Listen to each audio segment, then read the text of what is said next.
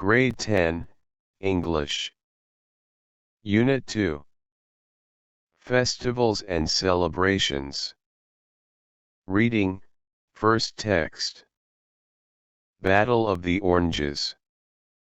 All I can see is a flash of orange, then I am hit in the chest. It knocks my breath away. I slide backwards, fall bum first in a pile of orange mush. What the heck?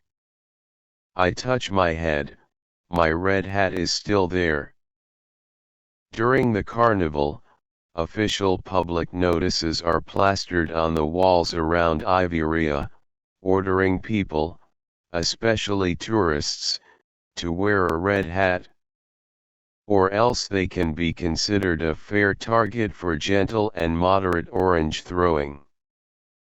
The red hat people are ordered to wear is not just any hat. The Barrito Frigio, a sock-shaped hat sold on every street corner, is the symbol of the carnival itself. It is a symbol of freedom, worn in Roman times by freed slaves. During the Middle Ages it was on the heads of peasants rioting against feudal lords. Back on my feet, I make sure my hat is on, and visible. I want to get another look, but soon I am hit again on my forehead. My head jerks back, I wipe my face, oh my goodness, it's blood. I am going to need stitches, maybe it's a concussion. Then I remember blood oranges. Shivering from the quick succession of shock and relief, I retreat to the back of the square, away from any flying fruit. This is the first of 3 yearly battles, everybody is fresh and excited from a year-long wait. 9 teams of Aransiri, orange throwers, on foot, wearing uniforms, hurl oranges at their opponents on horse-drawn carriages, clad in Doctor Who-esque costumes with padded shoulders and leather-covered cylindrical helmets.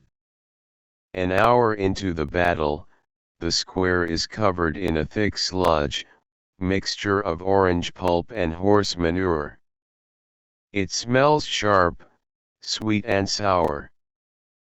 Aransiri on foot rush back and forth, to the sides of the square stacked with orange crates, filling their shoulder bags and baggy tops. As soon as a cart approaches, they charge, bombarding it with oranges. Horses halt, for a few minutes, oranges explode, then the cart takes off again, the Aransiri chase it for a while, hurling the last of their supplies. They wear no protection, and walk around with their hair caked in orange bits, juice running down their faces. Some have broken noses, some clutch a side of their face, arms, or ribs. They hold their heads high, shouting their team's war cries. This is the moment we wait for all the year, says Sylvia, holding an orange cut in half on her right eye. I'll be happy to have a black eye tomorrow. She sits with me, sipping a glass of mulled wine. I think carnival is good for our psychological health. During these 3 days I can let it all out, all the frustrations I have built up during the year. Afterwards I feel refreshed.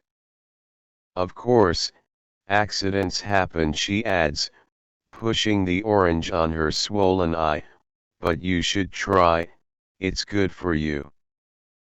I am curious to know what it feels, I admit. I keep thinking I am wearing a hat, and the public are not supposed to join in the battle. Even so, that doesn't seem to stop hat wearers from throwing the occasional orange. To prevent further trouble, volunteers advise the public to stay behind protective nets. Forget the nets, says Massey, an arrangeur of the Mort team, with a gigantic skull on the back of his orange-stained uniform. If you want to live the carnival, you have to be in the middle of the battle. Aren't you afraid of getting hurt? Massey laughs.